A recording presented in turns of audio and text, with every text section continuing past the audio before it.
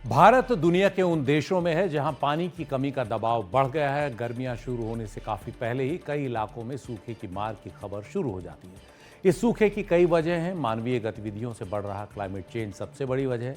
ऐसे में जरूरी है कि सूखे का असर अनाज के मामले में हमारी आत्मनिर्भरता पर न पड़े। इसके लिए पहले ही सचेत हो जाना चाहिए और इसके लिए एक काम तो ये किया जा सकता है कि उन फसलों को कम किया जाए जो पानी बहुत ज्यादा मांगती हैं।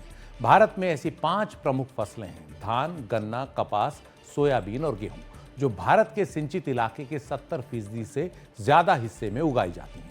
धान की बात करें तो दुनिया में सबसे ज्यादा खपत इसकी ही होती है और भारत इसके सबसे बड़े उत्पादकों में से एक है। भारत में सबसे ज्यादा उपज धान की ही होती है, लेकिन धान उगाने के लिए काफी पानी चाहिए।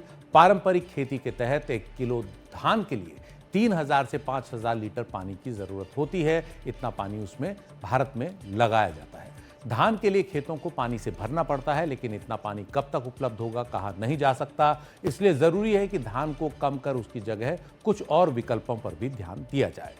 कॉटन यानी कपास, जिसे सफेद सोना कहा जाता है, खरीफ की इस फसल के मामले में भारत दुनिया के सबसे बड़े उत्पादक देशों में से एक है, लेकिन ये फसल भी बहुत पानी खाती है।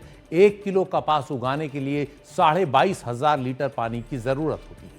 खास बात यह है कि भारत में अधिकतर कपास उन राज्यों में उगाई जाती है जो अपेक्षाकृत सूखे हैं, जैसे गुजरात, महाराष्ट्र, आंध्र प्रदेश वगैरह। गन्ना भी एक ऐसी फसल है जिसे उगने के लिए बहुत ज्यादा पानी चाहिए।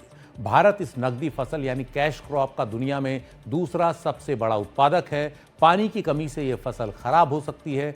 1 किलो गन्ना उगाने के लिए 1500 से 3000 लीटर पानी की जरूरत होती है। सोयाबीन सबसे तेजी से बढ़ने वाली फसलों में से एक है। भारत की मिट्टी के लिए काफी मुफीद फसल है। सोयाबीन उगाने के लिए भी काफी पानी की जरूरत होती है। 1 किलो सोयाबीन के लिए 900 लीटर पानी की जरूरत पड़ती है। हरित क्रांति के बाद भारत में गेहूं के उत्पादन में जबरदस्त तेजी आई।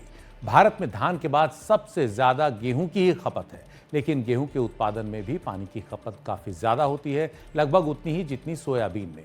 1 किलो गेहूं उगाने के लिए करीब 900 लीटर पानी की जरूरत पड़ती है।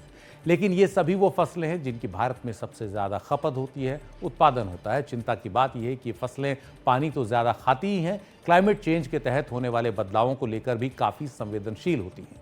ऐसे में या तो इन फसलों की कम पानी वाली प्रजातियों को बढ़ावा दिया जाए या फिर फसलों के विविधीकरण यानी क्रॉप डाइवर्सिफिकेशन की ओर तेजी से बढ़ा जाए।